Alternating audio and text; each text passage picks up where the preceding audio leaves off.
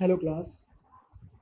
Basically हमारा आज का जो सब्जेक्ट है वो है एंटी एमेटिक ड्रग्स।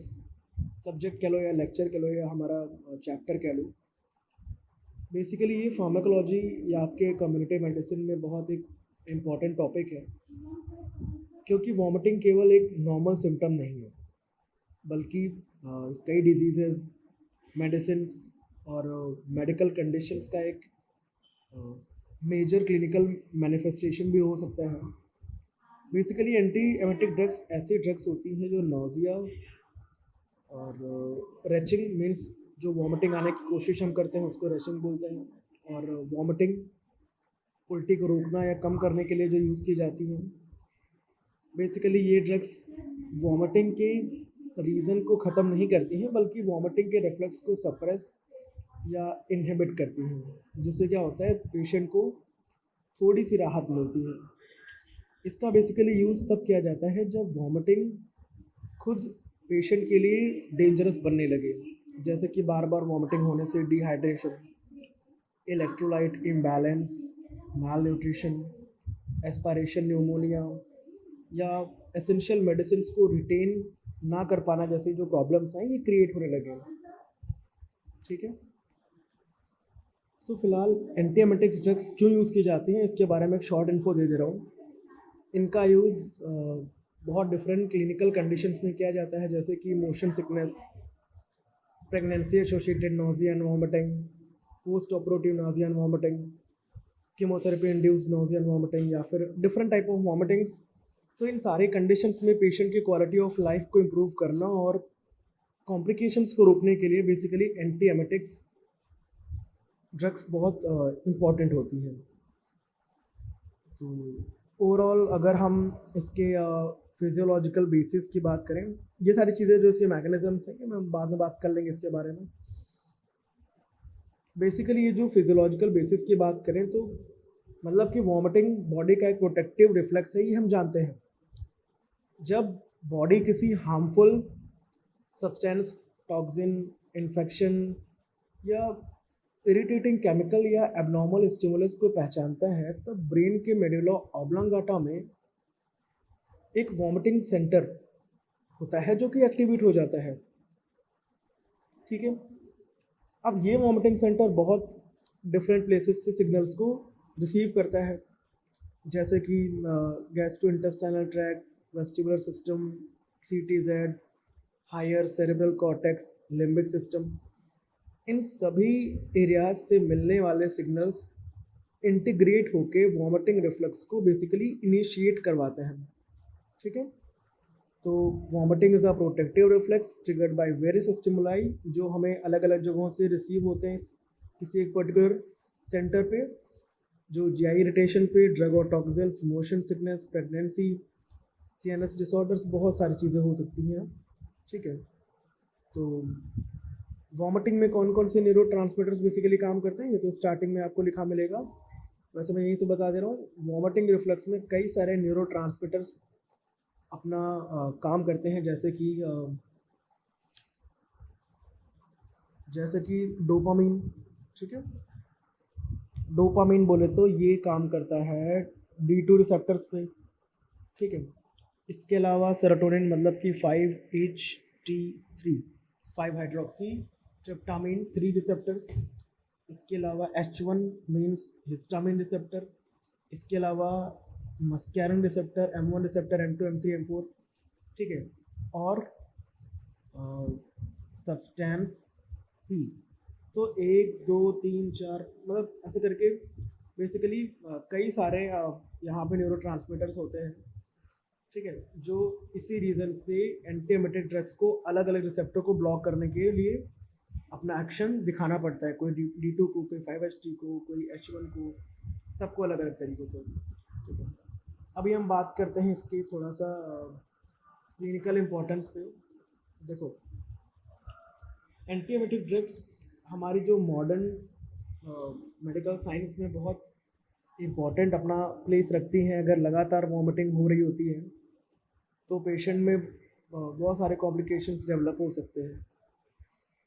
तो सबसे पहले सीवियर डिहाइड्रेशन में, ठीक है, और मोशन सिकनेस है, डिफरेंट टाइप ऑफ वॉमिटिंग में तो काम आएंगी ही, मगर इसके साथ जो कॉम्प्लिकेशंस हैं जिसमें metabolic alkalosis, weight loss, malnutrition, aspiration, pneumonia, oral medicine का एब्जॉर्प्शन कम होना, पेशेंट कॉम्प्लियंस में कमी, रिकवरी में देरी, तो स्पेशल रूप से कीमोथेरेपी और सर्जरी के बाद एंटीएमेटिक ड्रग्स पेशेंट मैनेजमेंट का एक एसेंशियल पार्ट बन चुकी है।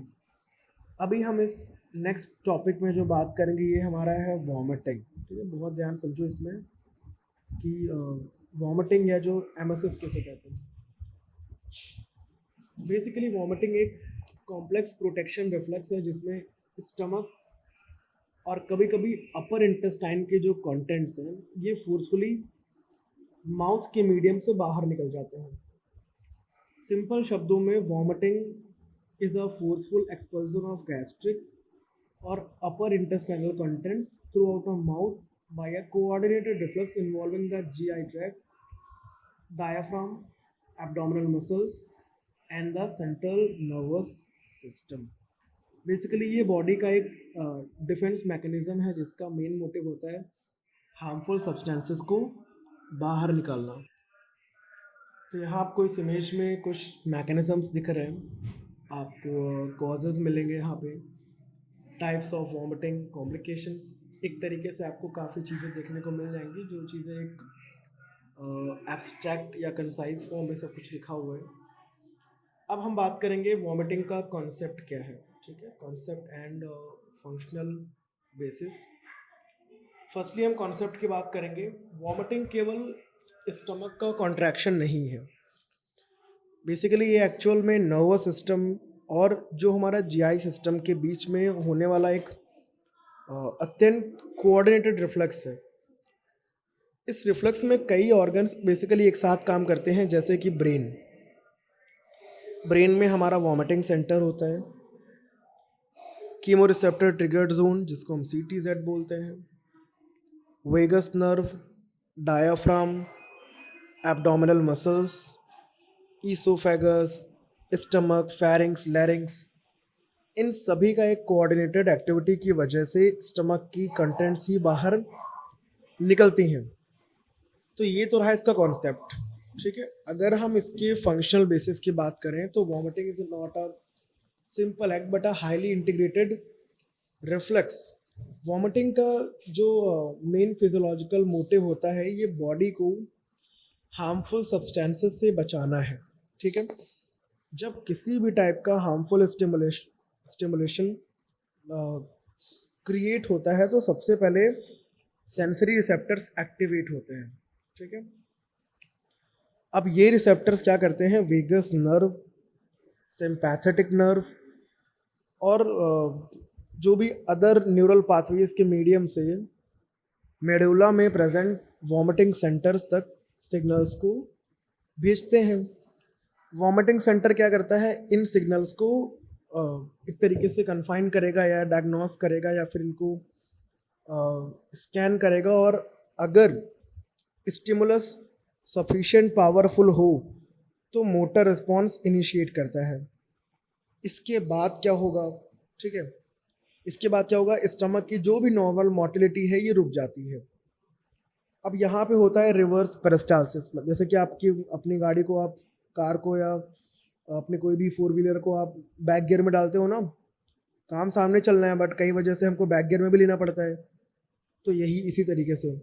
तो रिवर्स पेरिस्टालसिस, हमारा जो बोवल मूवमेंट है ये रिवर्स हो जाता है, डायफ्राम नीचे की तरफ कॉन्ट्रैक्ट करता है और जितने भी एब्डोमिनल मसल्स होते हैं बहुत तेज़ी से कॉन्ट्रैक्ट करते हैं, and lower oesophageal sphincter relax करता है, अपर इसोफेगल स्फिंक्टर ये खुल जाएगा।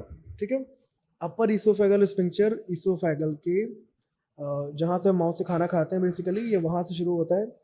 अब गैस्ट्रिक कंटेंट्स माउथ के मीडियम से क्या होते हैं, ये बाहर निकल जाते हैं। एक यही पूरी प्रोसेस वॉमिटिंग कहलाती है। ठीक है, अभी नेक्स्ट है फेजेस ऑफ वॉमिटिंग। अगर हम इसकी बात करें, देखो वॉमिटिंग कभी भी अचानक नहीं होती है। ठीक है, ये नॉर्मली 3 सीक्वेंसेस में या 3 सीक्वेंशियल फेजेस में होती है। पहला नॉजिया, दूसरा है रेचिंग और तीसरा है वॉमिटिंग। ठीक है, ये 3 फेज में। फर्स्टली हम बात करेंगे नॉजिया। नॉजिया का मतलब होता है जी मिचलाना या फिर मतली।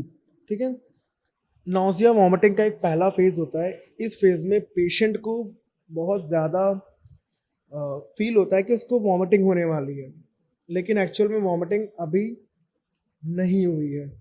तो क्लिनिकल फीचर्स क्या है कि उसको वॉमिटिंग फील हुई, उसका खाने का मन नहीं करेगा, बहुत ज़्यादा सलाइवेशन होगा, स्वेट आना, फेस येलो पड़ जाना, टैकीकार्डिया या कभी कभी ब्रैडीकार्डिया, एपिगैस्ट्रिक डिस्कम्फर्ट, डिजीनेस या फिर वीकनेस, बहुत सारी चीज़ें यहाँ पे हो सकती हैं। ठीक है, तो होता क्या है कि इस समय स्टमक की जो मोटिलिटी है ये बहुत कम हो जाती है। ठीक है, गैस्ट्रिक इम्पटाइंग टाइम बहुत स्लो हो जाता है और जो ऑटोनॉमिक नर्वस सिस्टम है ये एक्टिव हो जाता है, जिसकी वजह से पसीना आना, सलाइवेशन होना और पैलर। पैलर का मतलब हमारी आंखें जो है, ठीक है, ये येलोइश पड़ने लग जाना। ठीक है, ये दिखाई देना शुरू हो जाता है। अब ये फेज़ कुछ सेकंड से लेके कुछ मिनट्स तक बेसिकली रह सकता है। ठीक है, काफ़ी देर तक भी रह सकता है। अभी जो नेक्स्ट फेज़ है जिसको बोलते हैं रेचिंग। ठीक है, इसको हम प्री वॉमिटिंग फेज़ या ड्राई हीविंग भी कहते हैं। क्या बोलते हैं? Dry heaving. देखो, रेचिंग को ड्राई वॉमिटिंग भी कहा जाता है। इस कंडीशन में पेशेंट को बार बार वॉमिटिंग आने जैसे मूवमेंट्स होती हैं, लेकिन स्टमक की कोई भी कंटेंट बाहर नहीं निकलती है। ठीक है, इसमें क्या होता है कि डायफ्राम रिपीटेडली कॉन्ट्रैक्ट करता है। जो भी एब्डोमिनल मसल्स होते हैं ये कॉन्ट्रैक्ट करते हैं। जो हमारी ग्लॉटिस होती है, आपने ग्लॉटिस या एपिग्लॉटिस सुना होगा। एपिग्लॉटिस क्या होता है? एक फ्लैप लाइक ढक्कन जो हमारे खाने को हमारे लंग्स में जाने से रोकता है। ठीक है, तो वो भी बंद रहती है। लोअर इसोफेगल स्फिंक्टर रिलैक्स हो जाता है। गैस्ट्रिक कंटेंट्स ऊपर की तरफ आते हैं और बाहर निकल जाते हैं। तो इस कंडीशन को हम ड्राई हीव्स भी बोलते हैं। और अगर स्टिमुलस बना रहे तो एक्चुअल वॉमिटिंग में ये चीज़ें कन्वर्ट हो जाती हैं। अभी हमारा जो फेज थर्ड है, this is vomiting, proper MSS. अगर बेसिकली ये वॉमिटिंग का एक लास्ट और बहुत मेजर फेज है। इस कंडीशन में स्टमक और कभी कभी डुओडेनम की कंटेंट्स बेसिकली ये फोर्सफुली माउथ के थ्रू बाहर निकल जाती हैं। इस समय क्या होता है? डीप इंस्पायरेशन होती है, ग्लॉटिस बंद हो जाती है ताकि फूड लंग्स में ना जाए। सॉफ्ट पैलेट ऊपर उठ जाता है जिससे कंटेंट्स नोज में ना जाए। डायफ्राम नीचे की तरफ कॉन्ट्रैक्ट रहता है और जो भी एब्डोमिनल मसल्स होते हैं बहुत पावरफुल तरीके से कॉन्ट्रैक्ट करते हैं। इंट्रा एब्डोमिनल प्रेशर बहुत ज़्यादा बढ़ जाता है। लोअर इसोफेगल स्फिंक्टर पूरी तरीके से रिलैक्स हो जाएगा और इसोफेगस खुल जाएगा। जीआई कंटेंट्स बहुत तेज़ी से हमारे माउथ के थ्रू बाहर निकल जाते हैं। तो यही कंप्लीट प्रोसेस है जो कुछ सेकेंड्स में कंप्लीट हो जाती है। इसी को हम बेसिकली एमएसएस या वॉमिटिंग कहते हैं। बेसिकली मैंने शॉर्ट तरीके से आपको सारी चीज़ें बता तो दी, बट अभी जब हम इसकी पैथोफिजियोलॉजी डिटेल में समझेंगे तो इन्हीं सारी चीज़ों को हम अच्छे से समझेंगे कि आखिर ये चीज़ें हो कैसे रही हैं। ठीक है, अभी हम थोड़ा सा टाइप्स ऑफ वॉमिटिंग की बात करेंगे। वॉमिटिंग, उसके रीज़न, बेसिकली एटियोलॉजी, मैकेनिज्म और उसकी क्लिनिकल प्रेजेंटेशन के बेस पे उसको बहुत सारे टाइप्स में उसको डिवाइड किया जाता है। हम फर्स्ट ऑफ ऑल बात करेंगे acute vomiting. Basically acute vomiting अचानक शुरू होती है, मीन्स 24 से 48 घंटों तक ये रह सकती है और रेगुलरली कई रीज़न से होती है, जैसे कि food poisoning, viral gastroenteritis, drug toxicity, motion sickness, acute infections. तो इस टाइप की जो वॉमिटिंग होती है ये ज़्यादातर मामलों में सेल्फ लिमिटिंग होती है और कई रीजंस ख़त्म होने पर ये ऑटोमेटिक ठीक हो जाती है। दूसरा है हमारे पास क्रॉनिक वॉमिटिंग, ठीक है। अ, बहुत सारी चीज़ें इसमें, क्रॉनिक का मतलब होता है वॉमिटिंग कई दिनों, हफ्तों, महीनों तक बनी है, तब इसको हम क्रॉनिक वॉमिटिंग कहते हैं। Peptic ulcer, brain tumour, chronic kidney disease, pregnancy, ठीक है। प्रोजेक्टाइल वॉमिटिंग, प्रोजेक्टाइल वॉमिटिंग में गैस्ट्रिक कंटेंट्स बहुत ज़्यादा फोर्स के साथ बाहर निकलते हैं और इसमें नॉर्मली नौजिया कम या फिर नहीं होती है। फिर इसके बाद बिलियस वॉमिटिंग, इसमें वॉमिटिंग में बाइल प्रेजेंट होता है ना, जिससे उसका कलर क्या होता है, थोड़ा ग्रीन या येलो दिखता है। तो नॉर्मली स्मॉल इंटेस्टाइन की जो इन्वॉल्वमेंट या इंटेस्टाइनल ऑब्स्ट्रक्शन में चीज़ें देखी जा सकती हैं। उसके अलावा फेक्यूलेंट वॉमिटिंग, वॉमिटिंग में फीकल ओडर आती है और ये थोड़ा सा एडवांस्ड इंटेस्टाइनल ऑब्स्ट्रक्शन या इंटेस्टाइनल फिस्टुला जैसी बहुत क्रॉनिक स्टेट्स में देखा जाता है। हेमाटेमेसिस, जब वॉमिटिंग में ब्लड आता है। Gastric ulcer, oesophageal varices, gastric carcinoma, Mallory Weiss tear, बहुत सारी चीज़ें। तो अभी हम थोड़ा सा बात करेंगे न्यूरल कंट्रोल ऑफ वॉमिटिंग के। वॉमिटिंग बेसिकली एक कॉम्प्लेक्स रिफ्लेक्स है जिसका कंट्रोल मेडुला ऑब्लांगाटा के थ्रू किया जाता है। बेसिकली ये रिफ्लेक्स बहुत सारे सेंसरी इनपुट्स को इंटीग्रेट करके कोऑर्डिनेटेड मोटर रिस्पॉन्स को क्रिएट करता है। वॉमिटिंग रिफ्लेक्स में बेसिकली 5 न्यूरल कंपोनेंट्स भाग लेते हैं। पहला हम बात करेंगे वॉमिटिंग सेंटर, इसके बाद CTZ, GI tract pathway, vestibular system और हायर ब्रेन सेंटर्स। फर्स्टली आता है हमारा vomiting centre. Vomiting centre basically medulla oblongata के डॉर्सोलेटरल रेटिकुलर फॉर्मेशन में प्रेजेंट एक फंक्शनल न्यूरोनल नेटवर्क है। ध्यान देने वाली बात यह है कि अगर कोई एक छोटा एनाटॉमिकल न्यूक्लियस नहीं है बल्कि बहुत सारे इंटरकनेक्टेड न्यूरॉन्स का एक ग्रुप है तो वही हमारा वॉमिटिंग सेंटर होता है, ठीक है। अब अगर इसके फंक्शंस की बात करें, ये बॉडी के डिफरेंट पोर्शन से आने वाले सिग्नल्स को रिसीव करता है और फिर अप्रोप्रिएट मोटर रिस्पॉन्स को क्रिएट करता है। इनका काम है कि बहुत सारे पाथवे से सेंसरी इंफॉर्मेशन को कैरी करना, इनकमिंग स्टिमुलाई को इंटीग्रेट करना, ज़रूरत पड़ने पर वॉमिटिंग रिफ्लेक्स को इनिशिएट करना, diaphragm, abdominal muscles, stomach, oesophageal, pharynx और लैरिंक्स की जो कोऑर्डिनेटेड मूवमेंट कराना एंड एयरवे प्रोटेक्शन को कंफर्म करना ताकि एस्पायरेशन ना हो, ठीक है। तो इसमें मेजर तरीके से हमें हिस्टामिन, एस्टाइलकोलिन और सब्सटेंस P वगैरह रिस्पॉन्सिबल न्यूरो ट्रांसमीटर दिखते हैं। इसके अलावा जो दूसरा है ये है chemo receptor triggered zone. Basically CTZ medulla में एक एरिया पोस्ट्रेमा में प्रेजेंट होती है। ये 4th वेंट्रिकल के फ्लोर के पास बेसिकली पाई जाती है, ठीक है। तो CTZ क्या करता है, ब्लड ब्रेन बैरियर के बाहर ये लोकेटेड होता है। इसी की वजह से ब्लड और जो CSF है, मीन्स सेरेब्रोस्पाइनल फ्लूइड, इसमें प्रेजेंट टॉक्सिन्स और ड्रग्स इसे आसानी से स्टिमुलेट कर सकते हैं, ठीक है। तो CTZ के फंक्शन क्या है कि CTZ खुद वॉमिटिंग नहीं करती। इसका मेन काम होता है हार्मफुल केमिकल्स को डिटेक्ट करना और फिर वॉमिटिंग सेंटर को एक्टिवेट करना। ये बेसिकली कुछ चीज़ों को पहचान सकती है, जैसे कि ड्रग्स हैं, toxins, chemotherapy agents, uraemic toxins, metabolic products, poisonous substances etcetera, ठीक है। तो मेजर रिसेप्टर्स इसमें कौन कौन से आते हैं, डोपामिन, सेरोटोनिन, न्यूरोकाइनिन, ओपियोइड्स, ये सारी चीज़ें। तीसरा हमारा है GI ट्रैक्ट पाथवे। वॉमिटिंग का सबसे नॉर्मल पाथवे GI ट्रैक्ट से ही शुरू होता है। जब स्टमक या इंटेस्टाइन में इरिटेशन होती है तब एंटेरोक्रोमैफिन सेल बड़ी मात्रा में क्या करती हैं ये सेरोटोनिन मीन्स 5 हाइड्रोक्सी ट्रिप्टामीन रिलीज करती हैं।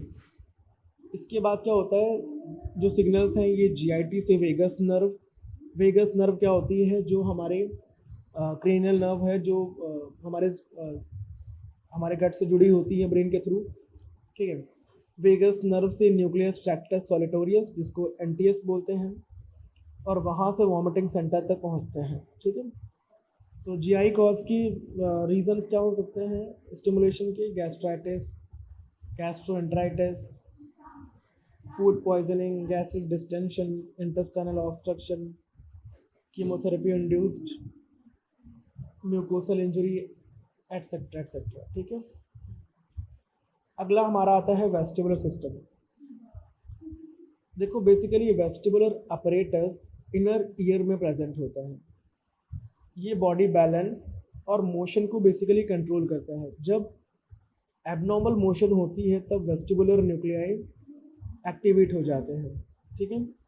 सिग्नल्स वेस्टिबुलर न्यूक्लियाई से सेरेबेलम होते हुए वॉमिटिंग सेंटर्स तक पहुंचते हैं, ठीक है।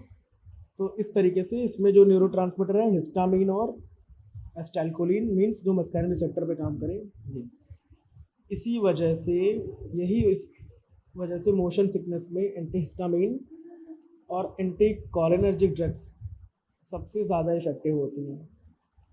इसके अलावा हमारे जो हायर ब्रेन सेंटर्स हैं, हायर कॉर्टिकल और जो लिम्बिक सेंटर्स भी वॉमिटिंग को अफेक्ट करते हैं। बेसिकली ये साइकोलॉजिकल और इमोशनल स्टिमुलाई से वॉमिटिंग को क्रिएट करते हैं। इसमें fear, anxiety, stress, pain, bad smell, unpleasant taste या डिसगस्टिंग साइट्स और इमोशनल ट्रामा, इस टाइप की जो वॉमिटिंग को हम साइकोजेनिक वॉमिटिंग भी बेसिकली कह सकते हैं। तो ये हमारा है। अभी हम जो हमारा नेक्स्ट पार्ट आएगा ये है पैथोफिजियोलॉजी, ठीक है। अभी हम बात करेंगे पैथोफिजियोलॉजी, ठीक है। अब ये जो भी पूरी फिजियोलॉजी है, पैथोफिजियोलॉजी है, हम इसको आसान भाषा में समझते हैं। आप सिर्फ सुन के समझिए, ठीक है। स्टेप 1 में क्या होता है, स्टिमुलस। कोई भी हार्मफुल स्टिमुलस जब उत्पन्न होता है, जैसे कि इन्फेक्शन की वजह से, drug, motion, toxins and metabolic disturbance, emotional stress, etc etc, these are the harmful stimulus which are responsible for the primary step of vomiting pathophysiology. Step 2 में क्या होता है कि जो सेंसरी रिसेप्टर्स क्या होते हैं, एक्टिवेट होते हैं। स्टिमुलस डिफरेंट रिसेप्टर्स को एक्टिवेट करता है।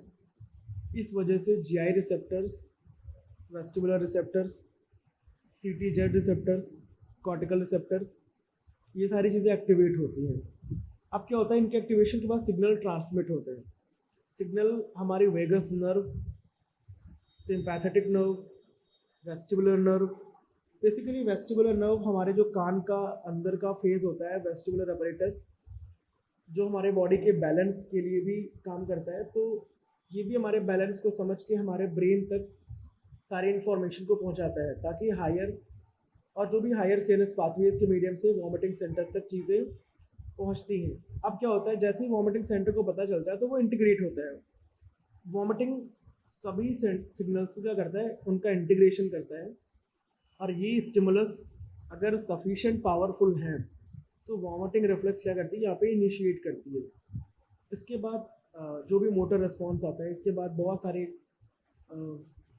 केसेस आते हैं कि जैसे gastric relaxation, reverse peristalsis, pylorus का बंद हो जाना, लोअर ईसोफेगल स्फिंक्टर का रिलैक्स होना, अपर ईसोफेगल स्फिंक्टर का ओपन होना, फिर diaphragm contraction, abdominal muscles contraction, glottis close हो जाती है, सॉफ्ट पैलेट एक्टिवेट हो जाती है, एंड एट द एंड क्या होता है कि फोर्सफुल एक्सपल्शन मीन्स स्टमक के जो भी कंटेंट्स हैं ये माउथ के थ्रू बाहर निकल जाते हैं। दिस इज द एक्चुअल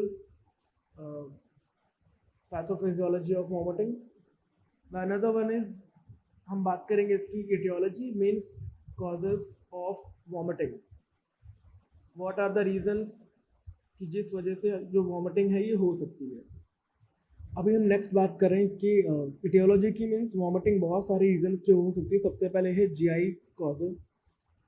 देखो, जो हमारे गैस्ट्रो इंटेस्टाइनल ट्रैक्ट की जो डिजीजेस हैं, ये वॉमिटिंग का सबसे नॉर्मल रीज़न है। इसमें gastritis, peptic ulcer, intestinal obstruction, gastroenteritis, food poisoning, gastric outlet obstruction या इंटेस्टाइनल ऑब्स्ट्रक्शन, अपेंडिसाइटिस, पैंक्रियाटिटिस, हेपेटाइटिस, कोलेसिस्टिस। ठीक है, ये सारी चीज़ें हो सकती हैं इसका रीज़न। दूसरा है सेंट्रल नर्वस सिस्टम। जब ब्रेन में प्रेशर बढ़ जाता है या सेंट्रल नर्वस सिस्टम अफेक्ट हो जाता है तब वॉमिटिंग हो सकती है। Reason, brain tumour, meningitis, intracranial pressure का बढ़ जाना, encephalitis, head injury, migraine, stroke, ये सारी चीज़ें। इसके अलावा ड्रग इंड्यूस कॉजेस, कई मेडिसिन CTZ को स्टिमुलेट करते हैं। एग्जाम्पल के तौर पे chemotherapy drugs, opioids, antibiotics, digoxin, levodopa, iron supplements, antacids, etcetera etcetera. फिर वेस्टिबुलर कॉजेज, इनर ईयर के जो डिसऑर्डर्स आते हैं, इसमें वॉमिटिंग नॉर्मली डिजीनेस के साथ में होती है। तो इसमें मोशन सिकनेस या लेबरेंथाइटिस या लेबरेंथ में डिसऑर्डर्स, मैनियर्स डिजीज़, वेस्टिबुलर न्यूराइटिस, ये सारी चीज़ें। उसके अलावा मेटाबॉलिक और एंडोक्राइन कॉजेस में बॉडी की जो भी मेटाबॉलिक डिस्टर्बेंस भी वॉमिटिंग क्रिएट करा सकती है। जैसे uraemia, diabetic ketoacidosis, pregnancy, morning sickness, liver failure, hypercalcaemia, hyponatraemia, adrenal insufficiency, ये सारी चीज़ें। तो इसमें भी nausea, retching, vomiting, loss of appetite, ये चीज़ें। साइकोलॉजिकल कॉजेज भी हैं, anxiety, fear, emotional stress, pain, psychogenic disorders, ये सारी चीज़ें। तो क्लिनिकल फीचर्स की बात करें तो वॉमिटिंग के टाइम पे पेशेंट को बहुत सारे सिम्टम्स आ सकते हैं। तो nausea, retching, vomiting, abdominal pain, loss of appetite, weakness, epigastric pain, ये तो आपने देखा। बट ऑटोनॉमिक सिम्टम्स भी आते हैं। ऑटोनॉमिक सिम्टम्स जैसे कि excessive salivation, sweating, pallor, tachycardia, dizziness, और थोड़े जनरल सिम्टम्स की कमज़ोरी होना, थकावट, पानी की कमी, मुंह सूखना, बहुत प्यास लगना। अगर वॉमिटिंग लगातार हो रही है तो यूरिन आउटपुट कम होने लगता है और बेसिकली इलेक्ट्रोलाइट इम्बैलेंस वहीं से डेवलप होना शुरू होता है। तो कॉम्प्लिकेशंस क्या हैं?